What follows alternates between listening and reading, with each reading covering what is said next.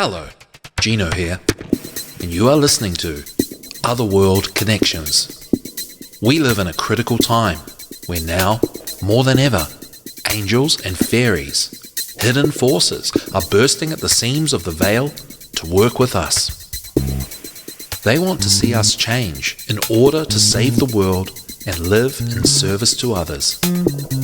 So join me on a journey to empowerment and enlightenment with an angelic angle and a fairy focus, looking into ways to improve our current situation, morality, archetypes, solutions for self-healing, and spiritual sciences in light of theosophy and other occult traditions.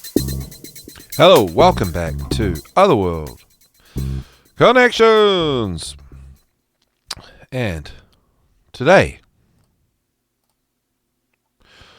we are continuing our study on bees. Save the bees to save ourselves. In today's show, we'll be having a little read through of Hilda M. Ransome's 1937 book, The Sacred Bee in Ancient Times and Folklore,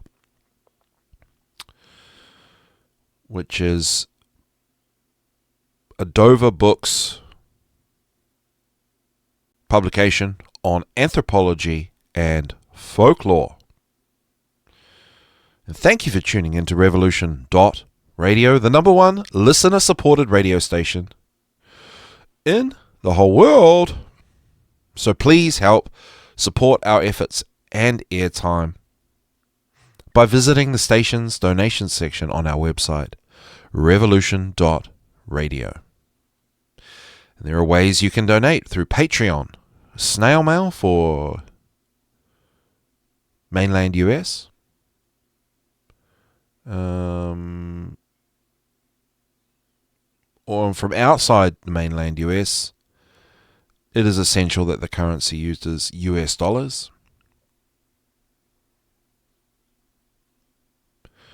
In New Zealand, you can't go to the bank anymore to get foreign currency. You can only go to currency exchange places like you see in airports. That seemed shocking to us when we discovered that yesterday. Direct payment. I made it sound like I've got lots of money. Direct payment. Stations, credits, unions, online banking system called Autobooks, cryptocurrency, Bitcoin, Ethereum, Bitcoin Cash, DonorBox, an international alternative to PayPal. All of these options are accessible through the donations page or on the homepage of the website revolution.radio, and you can consider advertising honest, wholesome services and products in the interests of serving humanity on our website for the paltry sum of $25 US a month.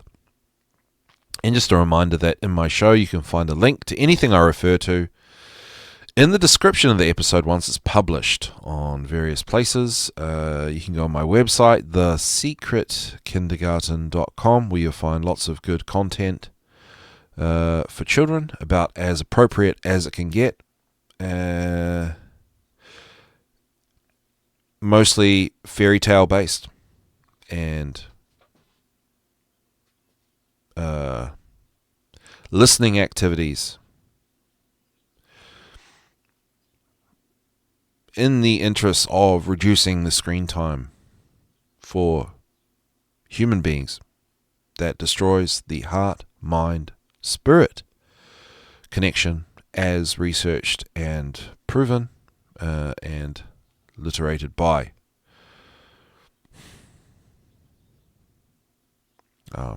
Mr. Pierce. Oh my gosh.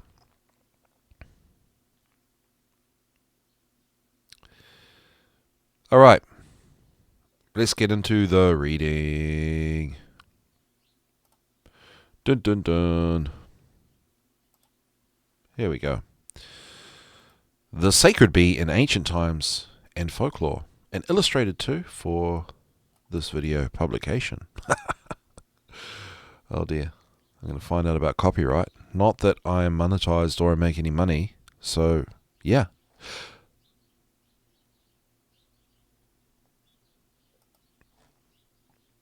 Okay, Chapter 1. Early Times.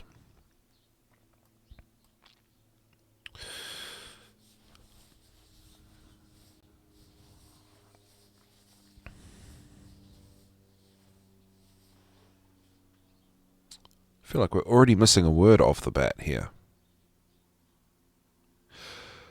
Oh, it's just the way they've framed the sentence. Of bees especially, the proverb holds good. Truth is stranger than fiction. Among all the members of the insect world, bees and ants, bees pairing up with ants again here, have aroused greater interest than any others. But it is the bees who have been of paramount use to man. As we look back upon their history, we become more and more convinced that it is impossible to overestimate their value to man in the past. What veneration and yet what fear these tiny creatures excited in man! They exercise a fascination even on those who fear their sting, and all who tend to them have quite a peculiar love and regard for them which they do not feel for other animals, and which is a bond of union between all beekeepers. They feel that they belong to a fraternity which reckons Virgil among their numbers. From the dawn of human society, the nature and origin of the bee have awakened the curiosity and interest of man. For thousands of years, honey was the only sweetening material known. And it is quite natural that in ancient times the little busy creature who produced this sweet food should have been regarded with reverence and awe. And yes, reverence and awe is how we should be regarding the children as well, and that's one correspondence between the kids and the bees. Man very early discovered that honey was good for his health, and that a sparkling, fermented drink could be made from it. So it can easily be understood that he came to regard honey as a true giver of life. A substance necessary to existence like water and milk. He held the bee to be a creature of special sanctity, connected with those things which seemed to him so mysterious: birth, death, and reincarnation. Thus have arisen those folk tales and customs relating to bees which are found among so many different peoples. The very widespread custom of telling the bees of occurrences which happen in their owner's family would not have arisen had they not been credited with almost supernatural powers. This custom still lingers. Quite recently, a woman in Sussex said that the death of her baby was due to her having omitted to tell the bees of its birth. The scientific name of the European honeybee is Apis mellifica, the honey maker, and its story can be traced back to a period long before man appeared on the earth, as there actually have been found in various rock fossils remains of this. In various rocks, fossil remains of this. Active, eager, airy thing, ever hovering on the wing, as Aristophanes called the bee nearly 2,500 years ago. Some of the old fossil bees are found in the amber of the Baltic coast, and they so resemble our honeybee that scientists have regarded them as their ancestors. A fossil bee, which is illustrated on Plate 2 and in Figure 1, was found at Onigen in Baden, and it is also so like our bee that it was named by its discoverer A. adamitica, though pre-adamitica would have been a more correct name, as this bee lived and gathered honey before there were any men on the earth. Its legs and antennae are missing, but its head, thorax, and abdomen can distinctly be recognized, and also one large eye.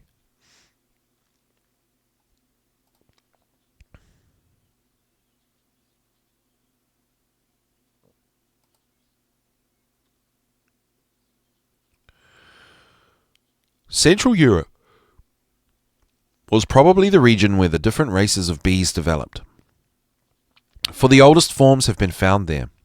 All these fossil bees were as fully developed as the honey bees of the present day.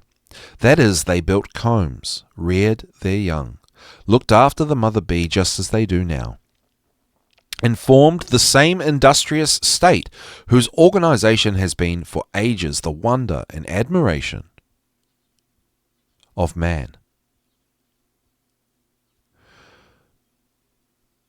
Man has done nothing to develop them. He has given them modern appliances which help them to store more surplus honey for him. But the character and work of the bees remain the same.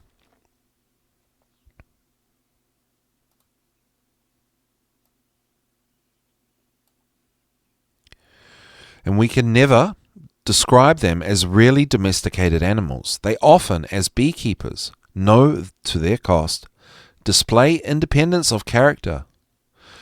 It has been truly said that bees never do anything invariably. There's an image of a plate fossil, a plate plate, no. Oh my gosh, you can't take me anywhere this morning. Plate 2, fossil bee from Onigan, Baden.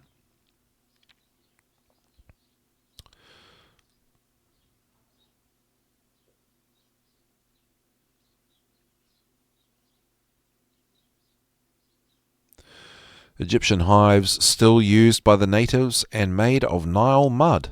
The hives look like big hollowed out logs all stacked up.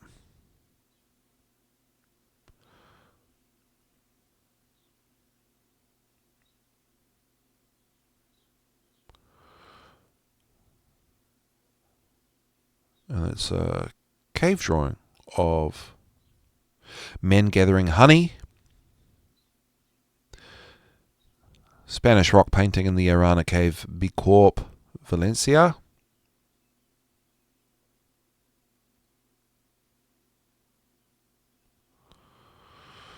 When did early man discover that honey was good for food and drink?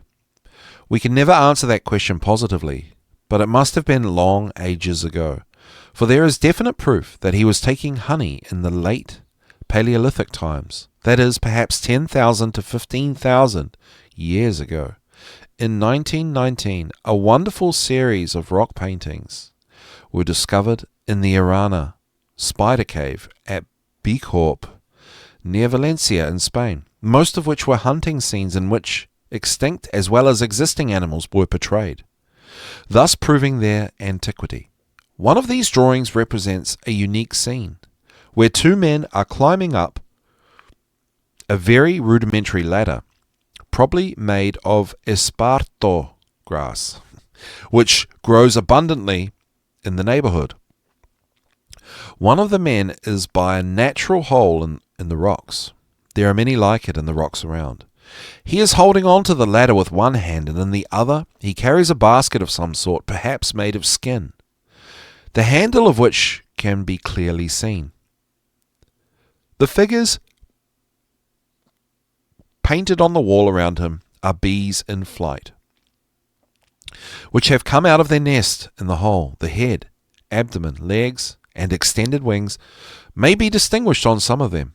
The man lower down carries a bag, similar to that the first man holds, but on his back, so as to have his hands free. The ropes, on account of his weight, are not vertical, So probably this man is climbing up to bring down the honey, while the other man is taking out of the nest. Both men are naked, and so without any protection against the stings of the bees, but they seem to have something on their heads. This scene was drawn when man was still in the hunting stage of civilization. Before he had begun to domesticate any animals, except perhaps the dog, his food would be flesh and fish. He would have no bread, for there was no agriculture, no milk, for he had no cattle. But he had found in the wild bees' nests the sweet food which must have been such a welcome addition to his simple fare. Perhaps, too, he had already discovered that an intoxicating drink could be made from it, for mead in some form was certainly one of the earliest, if not the first, fermented drinks known. Honey must first have been obtained from nests in rocks or in hollow trees within easy reach. The hunters would carefully mark each nest, watching the bees fly in and out. But this picture shows that honey was wanted sufficiently for the men to venture naked up a frail ladder to get it, which seems to imply that it was wanted for very special reasons, which gave them courage. Possibly honey was already used for magical or religious purposes, and man had begun to offer it to the spirits of his dead, a custom which is found in some of the earliest known religious rites.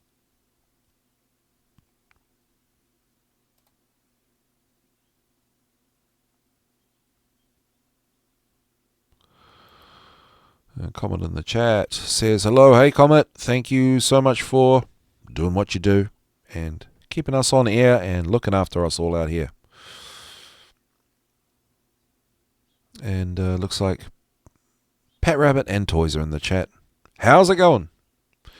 Alright, I'll keep reading this book. Many of the pictures of animals found at Altamira and other places in Spain and the south of France seem to have been drawn under a magico-religious impulse. Man appears, even at that early period, to have had a belief in invisible powers, and he probably thought that these paintings somehow helped him to carry out a successful hunt. And this drawing of the bees was therefore possibly made in the belief that it would aid and protect him when really collecting the honey he so much needed. Many natives of Asia and Africa at the present day take honey only when very scantily clad, believing that they are protected by having performed some religious observances, which vary in different tribes, but in all cases have for their object a magical increase in the yield of honey.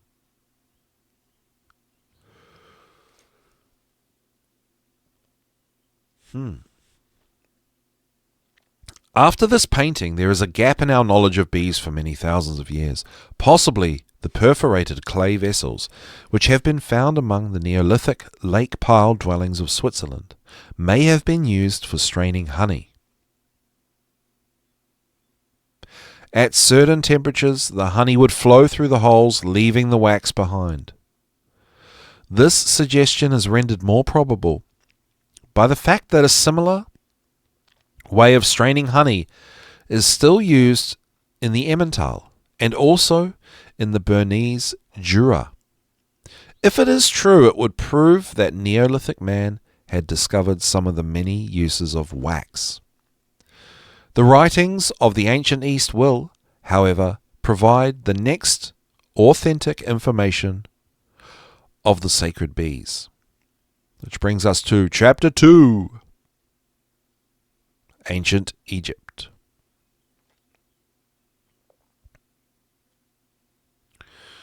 Bees and honey are mentioned in the oldest literatures of the world, for honey is often alluded to in the Sumerian and Babylonian cuneiform writings.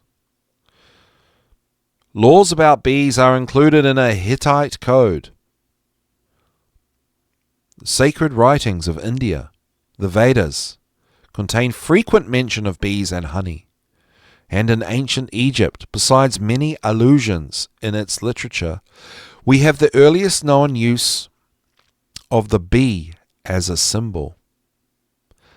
About 3500 BC, or even earlier, when the two countries of Upper and Lower Egypt were united under one ruler, it was used as the hieroglyph to denote the king of Lower Egypt. That for the king of Upper Egypt was the reed. In the Khan Papyrus, there is a reference to this union. He hath united the two lands. He hath joined the reed to the bee.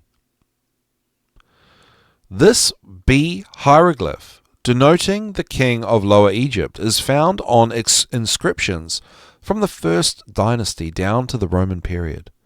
That is for about 4,000 years ago. On figure 3, there's figure 3.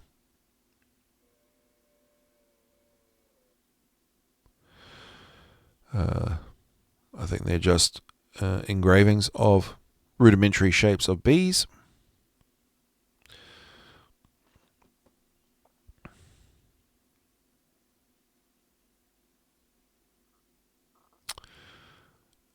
Are represented types of the hieroglyph used at various periods. In nearly all cases, the head, antennae, thorax, and abdomen are clearly distinguishable, and the wings, only 2 of the 4 being shown, are erect. The bee is always drawn in profile, and in the earliest times the number of legs depicted was usually 3.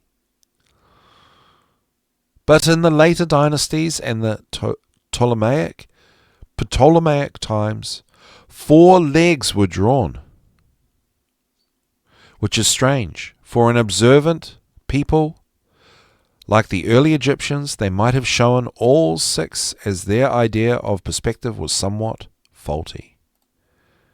And I just got a message from Mitzi. Am I live today? Yes, I am alive. No, I'm live today. Hello, Mitzi.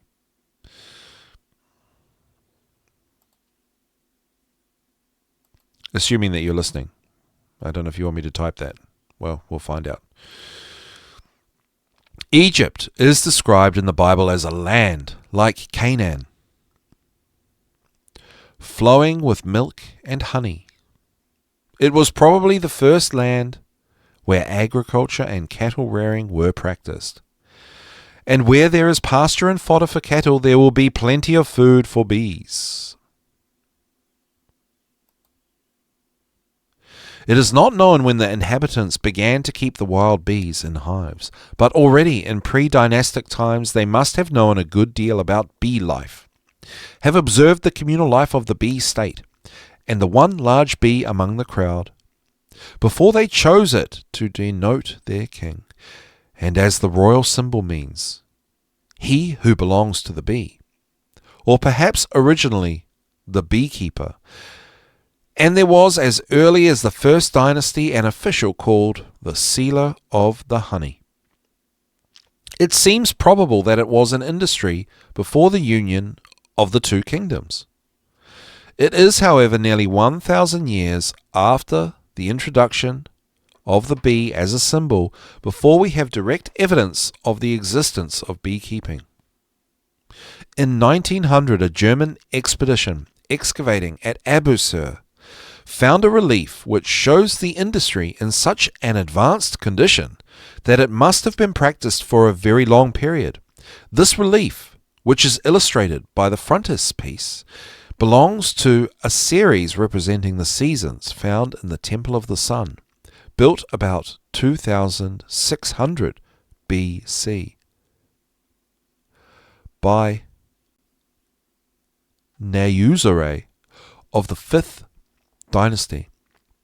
The hieroglyphs, which divide the relief into 4 groups, reading from left to right, have been translated as blowing or smoking, filling, pressing, sealing of honey. On the extreme left, a man is kneeling before the hives, taking out honey. He has something in his hand, possibly a block of dried cow dung, like those still used by Egyptian beekeepers of the present day for smoking the bees. The hives are 9 in number, placed one above the other, and were probably pipes made of burnt clay, tapering slightly toward the end. Very similar to the hives made of pipes or clay, made of pipes of clay or Nile mud, which are used in Egypt today. The same type of hive has thus persisted for over 4,500 years. The next scene shows 3 men who are filling various shaped jars with honey. The third group, depicting the pressing, is unfortunately damaged, but it evidently consists of 2 men who must be squeezing the honey into some jars. The last scene contains 1 figure only, a man who is kneeling and sealing up a curiously shaped vessel. He is probably sealing it at the top with the owner's seal. 2 other jars of the same shape are already sealed above him, and between him and the last group are the hieroglyphs which describe the scenes. Until lately, it was not known if the ancient Egyptians practiced what the Germans called Wanderbeinenzucht, that is, moving the hives to different districts in order to take advantage of the earlier or later flowering plants. As our beekeepers take the hives to the heather when the ordinary honey flow is over. However, in 1914 to 1915, a number of papyri were found which belonged to Zenon, a Greek official who lived at Philadelphia in the Fayum, about the middle of the 3rd century before Christ. One of these documents is a petition from the beekeepers, which runs, "To Zenon, greeting from the beekeepers of the Arsinoite Nome. You wrote about the donkeys, that they were to come to Philadelphia and work 10 days. But it is now 18 days that they have been working, and the hives have been kept in the fields, and it is time to bring them home, and we have no donkeys to carry them back. Now it is no small impost that we pay the king. Unless the donkeys are sent at once, the result will be that the hives will be ruined and the impost lost. Already the peasants are warning us, saying, 'We are going to release the water and burn the brushwood, so unless you remove them, you will lose them. We beg you then, if it please you, to send us our donkeys in order that we may remove them. And after removing them, we will come back with the donkeys when you need them. May you prosper.'"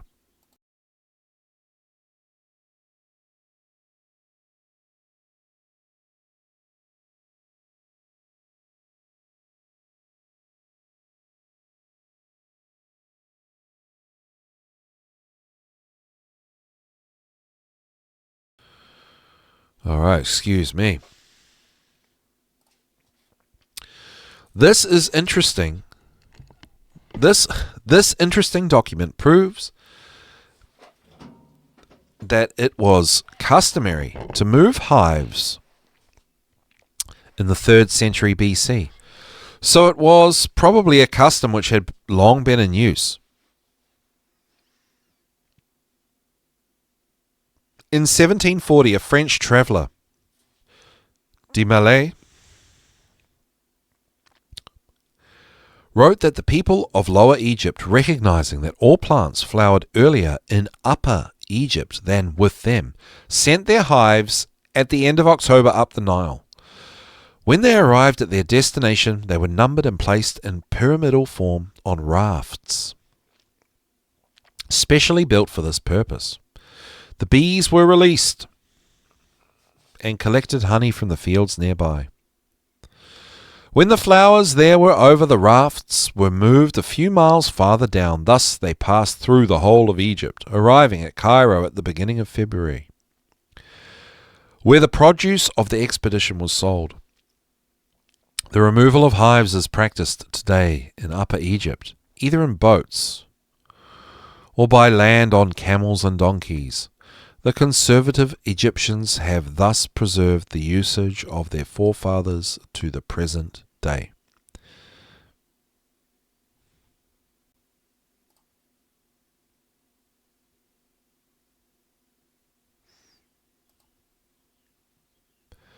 Beekeeping must have been practiced on a large scale in ancient Egypt, for honey was required by all classes. It was used in every household as a sweetening material. There is a marriage contract in existence which states, "I take thee wife, and promise to deliver to thee yearly 12 jars of honey." The physicians and magicians in early times, there was no great distinction between the two, were aware of its healing properties, and it figures largely in recipes in the medical papyri. Many of these prescriptions were handed down from generation to generation. The Greeks took them to Europe, and some are still in use among the peasantry of the present day. And the peasant day. Beeswax was used by the sorcerers for making figures of men and animals. One of the earliest instances of the magical use of wax is related to the West Car papyrus. A man named Abanir, who lived in the time of the Third Dynasty, that is, about 2830 BC, and who held the important priestly office of the Kerheb, kept a box of materials and instruments always ready to make such figures. He once made a wax image of a crocodile which was to be put into the pool where his wife's lover bathed. This wax crocodile, when thrown into the water, became alive and seized upon the man and dragged him into the pool, where he remained 7 days. On the 7th day, Abanir invited the king to come and see a wonder. They went together to the pool. Abanir called to the crocodile to bring up the man, and it appeared with him in its mouth. Abanir took the crocodile in his hand, and it became a wax one as before. When the king had heard Abanir's reason for making the crocodile, he said to it, "Take that which is thine and be gone." Immediately the wax figure was thrown into the water, and it became alive, seized upon the man, and disappeared into the depths of the pool.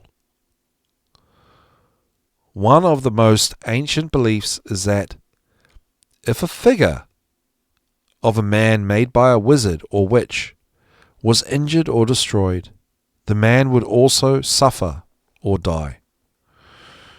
This custom, which was practiced by the magicians of Egypt, Babylonia, and India, passed from Egypt to Greece and Rome, and continued until quite recent times in our own island.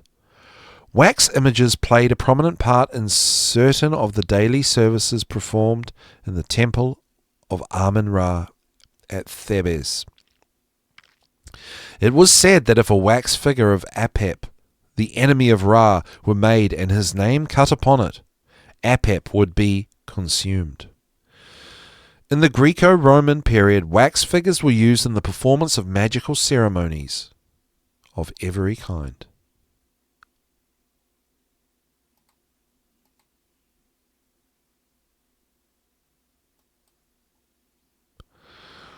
Wax was sometimes employed in mummification. and the coffins in which the embalmed bodies were placed for transport were made airtight by means of beeswax. The dead were also sometimes preserved in honey. A story is told that once some men were seeking for treasures in graves near the pyramids. They came upon a sealed jar, which they opened and found it contained honey, which they began to eat. One of the party noticed that a man who was dipping his bread into the honey had a hair on his fingers, and they then discovered in the jar of the body a small child. In the jar, the body of a small child in a good state of preservation. It was well dressed and had on various ornaments. In later times it is said that great healing powers were attributed to Egyptian mummies, which were, however, difficult to obtain. In an old Persian manuscript, there is a method given for making an artificial one. Find a ruddy, red-haired man and feed him till he is 30 years old on fruit. Then drown him in a stone vessel, which is filled with honey and drugs, and seal up the vessel. When it is opened after the lapse of 150 years, the honey will have turned the body into a mummy. They obviously didn't know that gingers do have souls. Oh my gosh.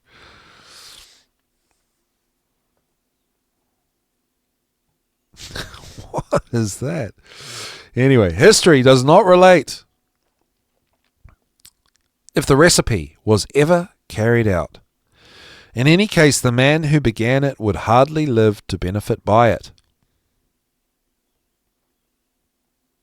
Thank goodness for all the redheads in ancient Egypt, or in ancient Persia. History does not rely where honey was so much valued that it was exacted in tribute. Many jars of honey were paid annually by the chief of the retinue, Assyrian people, to the great conqueror, Thothmes III. It is mentioned as one of the spoils on the Carnarvon tablet, which records the defeat of the Hyksos by Kamose, and later it was one of the rations allowed to the king's messengers and standard bearers. The priests required large quantities of honey for their religious rites. Taxes of honey were collected for this purpose. And some of the pharaohs, especially Ramses III, presented enormous amounts of honey to the priests for their great festivals. It was also used to feed the sacred animals. Diodorus Siculus, who lived at the time of Augustus, say that the sacred bull Apis at Memphis, the Nevis at Heliopolis, the he-goat at Mendes, the lion at Leontopolis, and the crocodile at Crocodilopolis were all kept in sacred enclosures and tended by the priests, who fed them on fine flour, milk, and cakes sweetened with honey.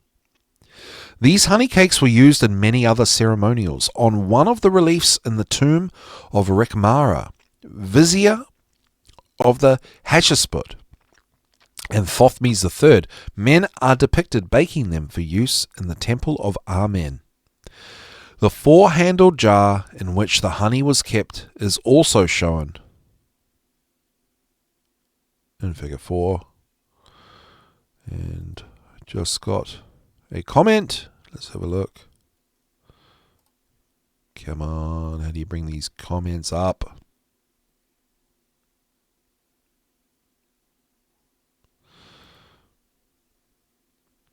Well, Gino, what the F? What did they do with the mummy and honey? Eat them in a ritual? That's weird. Cannibals? No, I don't. I think... Oh, the the discoverers thought they just found honey, and they were eating the honey, and then they pulled out a baby that was preserved in the honey. I think that's what you're asking. What are you reading from? I am reading. Let's double check this. I'm reading The Sacred Bee in Ancient Times and Folklore. And it's a book from 1937, published by Dover Books, books on anthropology and folklore, and the author is Hilda M. Ransome. Nearly all the religious rites of the Egyptians were concerned with the afterlife of man. They believed that the dead wanted his body in the next world, hence the custom of mummification, and that therefore he needed food and drink. In order that the mummy could make use of the food offering, a ceremony was performed known as the opening of the mouth. It consisted of a number of elaborate episodes, in many of which honey was offered. The priests had special instruments with which to open the mouth of the statue. The ceremony was performed on the statue of a god, and on the statue or mummy of the king or other great nobles. It is frequently represented on reliefs. In the ritual used at the ceremony, there are some passages whose meaning it is very difficult to explain. In one, the Ker Heb, the officiating priest says, "Going about as a bee, thou seest all the goings-on about of thy father." There is an ancient belief, found in many parts of the world, that souls take the form of bees, and it is just possible that this text may contain the germ of this belief. The Egyptians believed that a man possessed a ka, or double, who had to be fed after death. This is going about like a bee that may refer to this ka. It is to be remembered that the symbol for the pharaoh as the king of Lower Egypt was the bee. So it would be natural for the people to think of his ka, or that one of his subjects appearing as such. There is also a text from another ritual known as the Book of Am-Tuat, the Otherworld, which compares the voices of souls to the hum of bees. What did I say last week, guys? We did it. We did that. The hum of bees, meditation.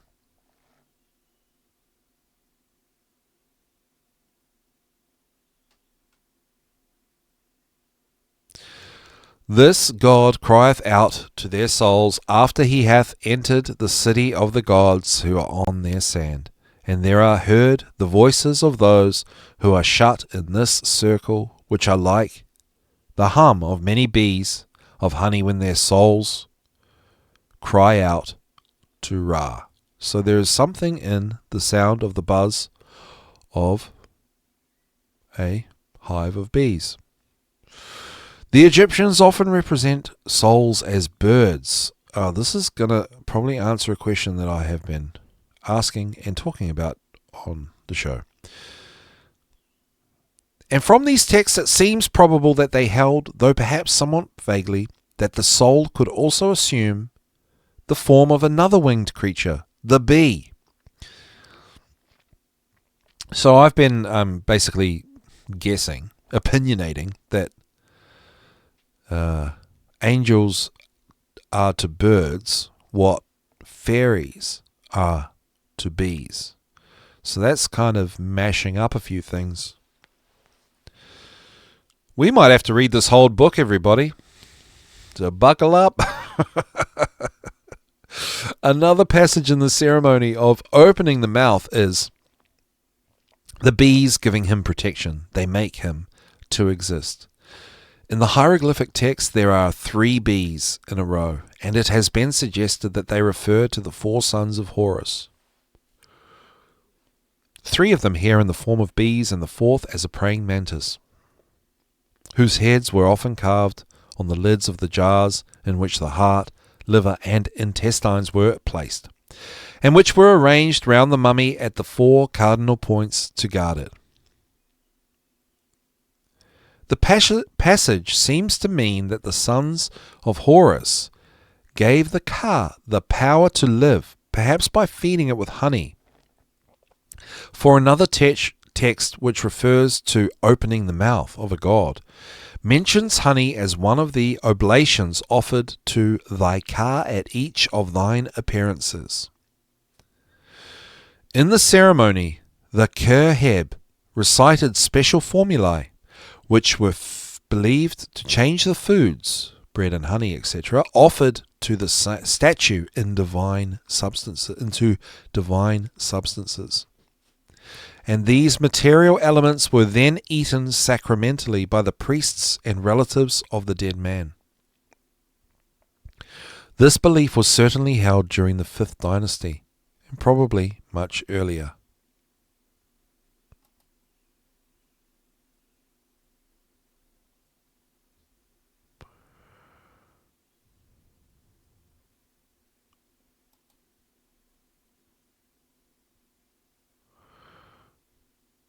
There are 2 other very interesting texts which throw a little light on the subject of how the Egyptians regarded the origin of bees and honey.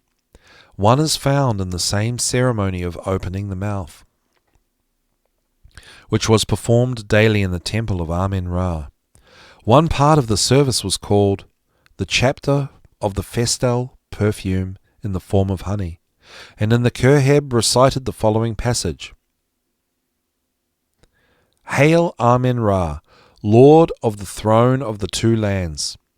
I present unto thee honey, the eye of Horus, the sweet one, the exudation from the eye of Ra, the Lord of offerings. Amen-Ra, the Lord of the 2 lands, is flooded therewith, for it is sweet to thine heart, and it shall never depart from thee. The other passage is found in the Salt Magical Papyrus. When Ra weeps again, the water which flows from his eyes upon the ground turns into working bees. They work in flowers and trees of every kind, and wax and honey come into being. The sun god Ra was in the creation myths of the Egyptians the framer of the earth and sea, and the god who caused the Nile flood. His right eye was the sun, his left the moon. And when he opened his eyes, there was light. In these 2 texts, bees and their products, honey and wax, are said to have come from water, which there is good reason for believing the Egyptians regarded as one of the principal sources of life, one of the givers of life. In Egypt, then, we find myths about the origin of bees and honey, the bee used as a symbol to express royalty. Beekeeping practiced many thousands of years ago, and honey and wax used by all classes. The bee and her products thus played no mean part in the life of those wonderful people,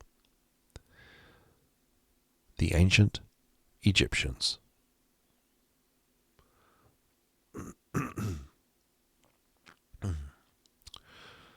So we got a note to chapter 2. Some Egyptologists have been doubtful whether a bee or a hornet were being represented in the hieroglyphs. Dr. Samuel Birch, in his edition of Wilkinson's Ancient Egyptians, states that the bee is not represented on the monuments. The insect, the symbol for the king, so often found being the hornet or wasp, though honey is often mentioned. Sir E. Wallace Budge has, or had, doubts as to the identity of the hieroglyph with the bee. But in his books, though, he sometimes puts the word hornet in brackets after bee, when translating the passages where the word appears. Yet he more often omits it. Sir Flinders Petrie, in his early books, alludes to the sign as a bee or hornet, but in his later books he omits the latter word. For instance, in Social Life of in Social Life in Ancient Egypt, 1923, he writes, "The king acquired the dominion of Sais, figured by the bee." Mr. Warren R. Dawson, in a letter dated April 1924, writes, "I do not think that there is any doubt whatever as to the identity of the hieroglyph with the bee. There is no evidence at all for hornets." Professor Breasted writes, "The king himself was designated by a bee. The discovery of the Abusir relief depicting beekeeping seems to end all doubt on the subject, as the bee hieroglyph carved there is identical with that used for the royal title. The quality of bees would be much more likely to impress the unwarlike Egyptians as suitable to express their king than those of the hornet." The Latin writer Ammianus Marcellinus and the Greek writer Horapollo Hieroglyphica, who lived in the 4th century AD, both state that the Egyptian symbol for the king was the bee.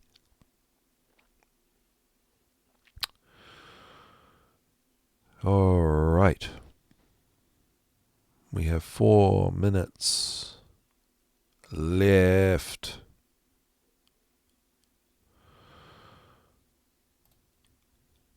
So we will leave it there. I'll leave it there for the moment. So 4 minutes to go. So yes, please consider donating to revolution.radio. If you go on the homepage there, that would be appreciated. It is listener supported, so that's crazy. And there are a number of volunteers on Revolution Radio that keep everything ticking over. And yeah. So if you guys don't pay, we do. I do donate sometimes. So yeah, why don't you? And excuse me. And yeah, so everything changed for me when I did my teaching, and your patience builds your intuition, and my teaching built up my intuition. I gave it 120% as the controversial male early childhood teacher. And I realized that there was something special and magical about, this trying to get better outcomes. And, obviously for kids, but also working in an environment or spending most of my life in that time, my working life, surrounded by, a high concentration of, 2.5, 3, 4-year-olds. There was something about that. And that led to, serendipities, synchronicities, all that sort of thing. And this sort of thing motivates me to do Otherworld Connections, because I think if people live in service to others and push through to do that their intuition, it's a patience building exercise, and their intuition will grow. And that's a part of us as human beings that is underutilized. And what these things you connect with, like angels, fairies, whatever you want to call these guides, spirits, entities, or if you just call it God, is one thing. That's what they want us to be developing, because if you're developing it, then you're doing something right in the world. And there's something about the bees in all this. So I got into working with the pendulum, which was another serendipity in my time when I was teaching. And the dowsing guides me on a lot of these things, and the bees have something to do with all this stuff. So I do think that the ancient Egyptians